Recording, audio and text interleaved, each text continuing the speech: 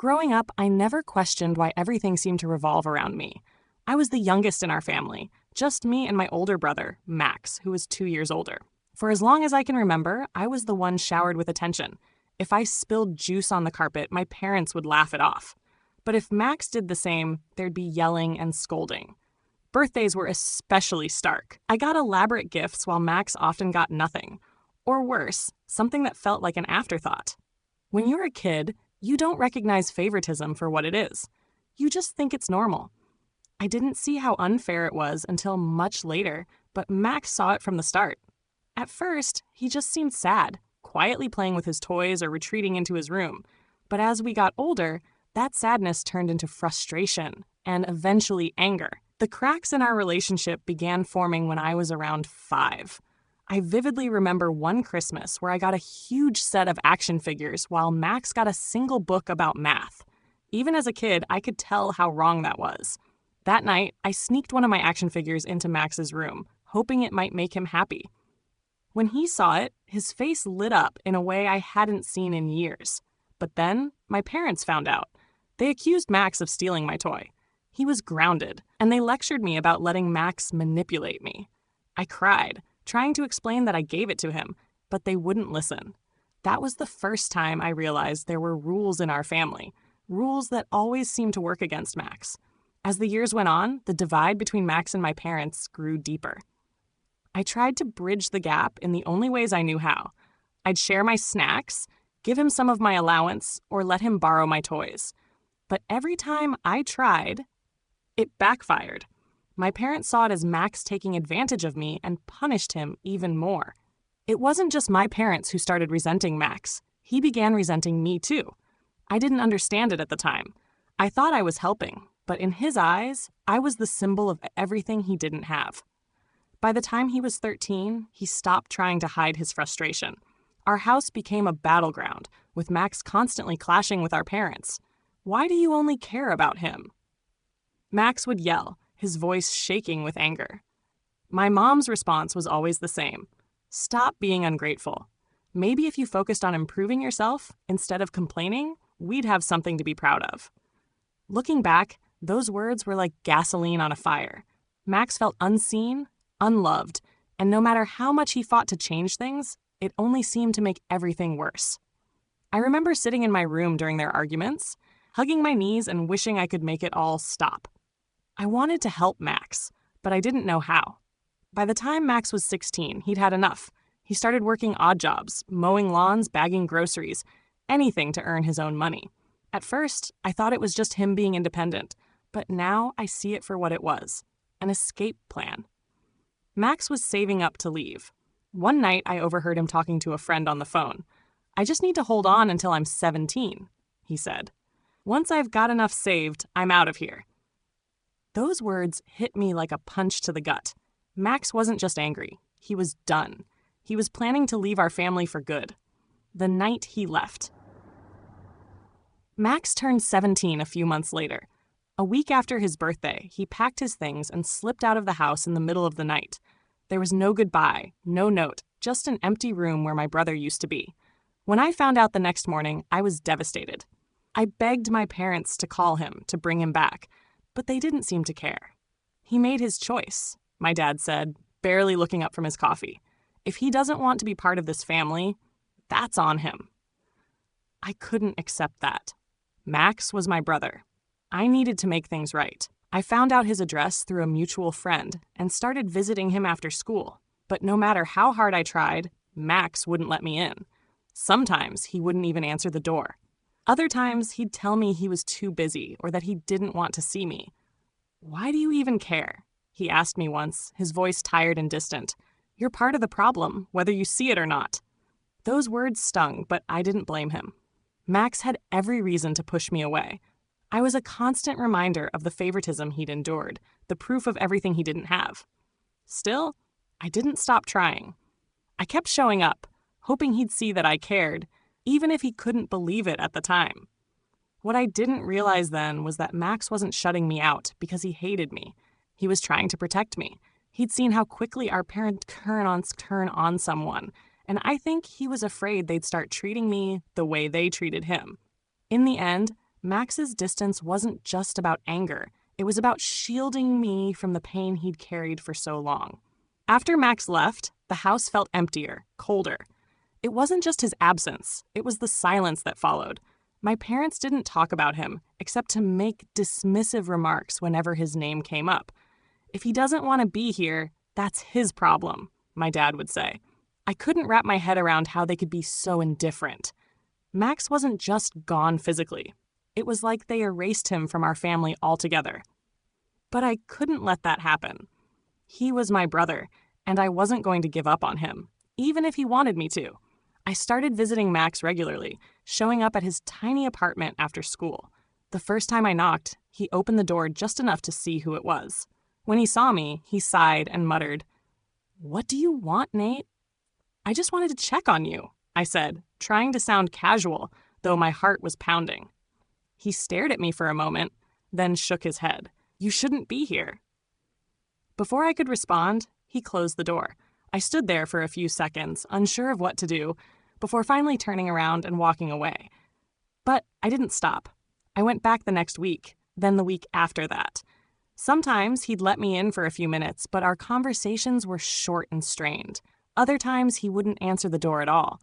"Why do you keep coming here?" he asked me once, frustration evident in his voice. "Because you're my brother," I said simply. Max didn't respond right away. He just looked at me, his expression unreadable. Then, almost as if he was talking to himself, he muttered, "I'm not your responsibility, Nate. You can't fix this." I didn't know what to say. He was right. I couldn't fix what our parents had done to him.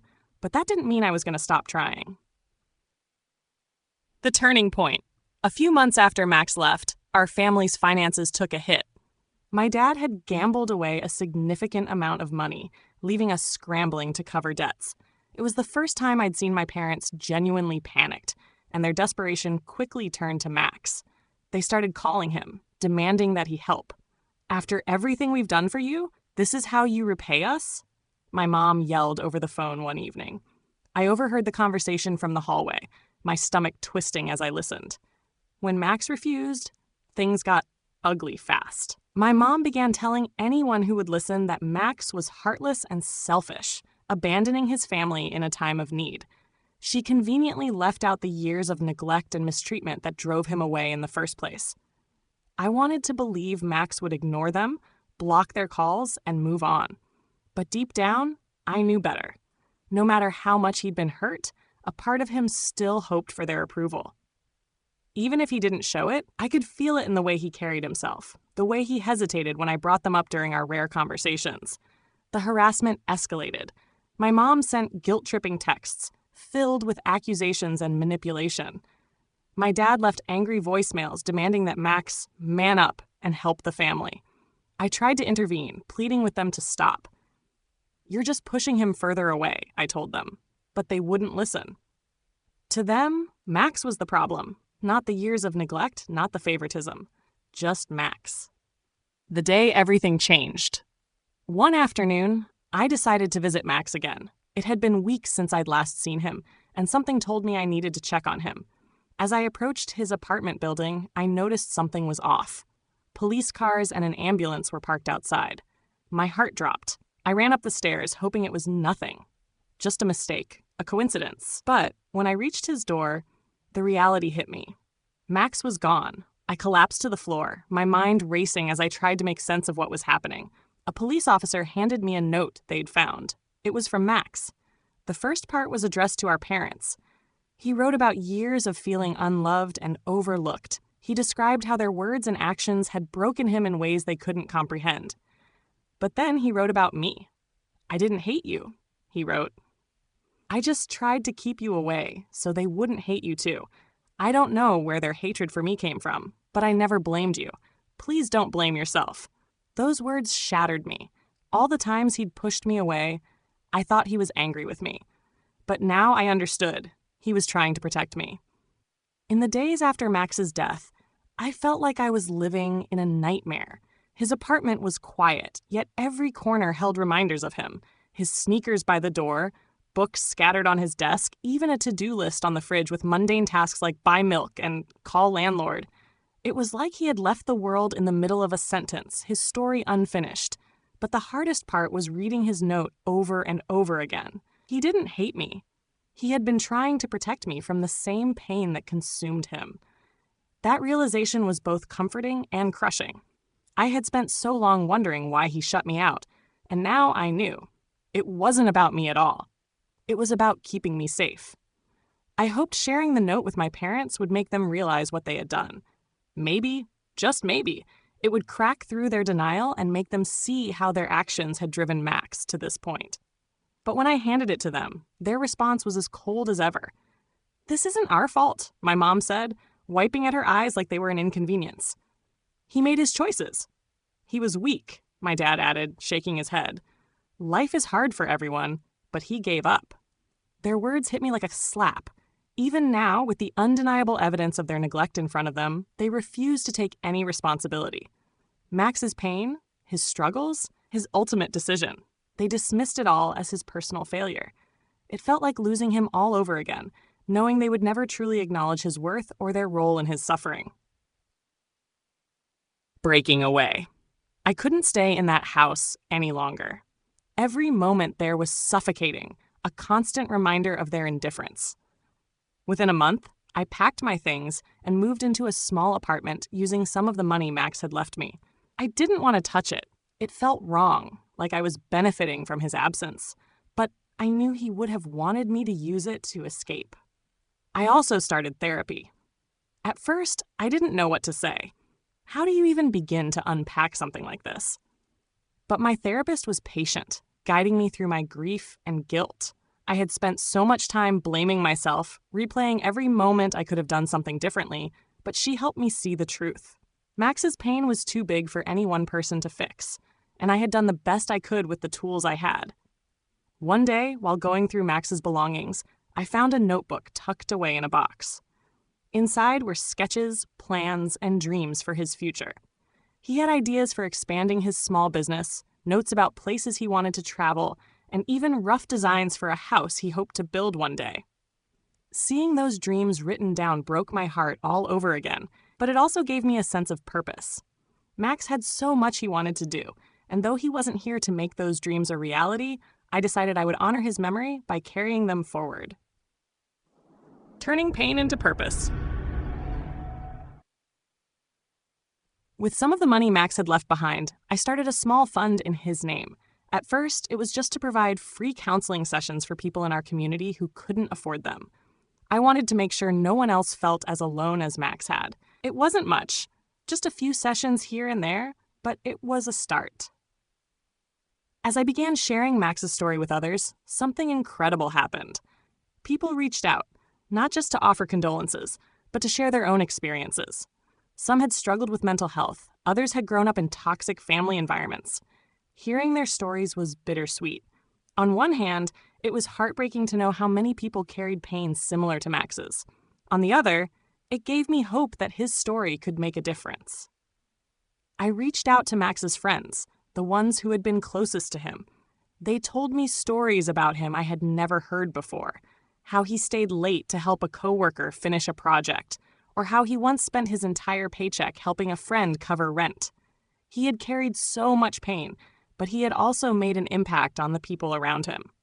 One of his friends told me something that stuck with me. "Max always talked about you, she said. "He didn't want you to go through what he did. He was proud of you." Hearing that brought me to tears. I had spent so long feeling like I had failed him, but knowing he still thought of me that way, that he believed in me, gave me the strength to keep going. A legacy of healing. The fund in Max's name started to grow. I partnered with local organizations to expand its reach, offering scholarships, job training, and more extensive mental health resources. It became more than just a way to honor Max. It became a way to help others build lives they could be proud of, lives Max would have wanted for them. But healing wasn't just about action. It was also about acceptance. Hey Reddit, this is a wild story I never thought I'd have to tell. For not being able to save Max. It's been a roller coaster. I had to let go of the guilt that had weighed on me for so long. My therapist helped me see that while I couldn't change the past, I could choose how I moved forward. One of the hardest lessons I learned was that I couldn't force my parents to acknowledge their role in what happened. For years, I wanted them to understand, to feel the weight of what they had done. But their denial wasn't something I could fix, and chasing their acknowledgement only drained me further. Instead, I focused on what I could control, my own healing, and the legacy I was building for Max. As the fund grew, so did its impact. More people reached out, sharing how Max's story had inspired them to seek help or find the strength to leave toxic situations. Every time I heard from someone who had been helped, it felt like a small piece of Max was still alive, still making a difference. It gave me a sense of purpose I hadn't felt before, a way to channel the pain into something meaningful. I also started speaking publicly about Max and the fund. At first, it was terrifying, standing in front of strangers and talking about something so personal. But as I shared his story, I realized how much it resonated with others. People came up to me after events, some with tears in their eyes, to thank me for being honest about what happened.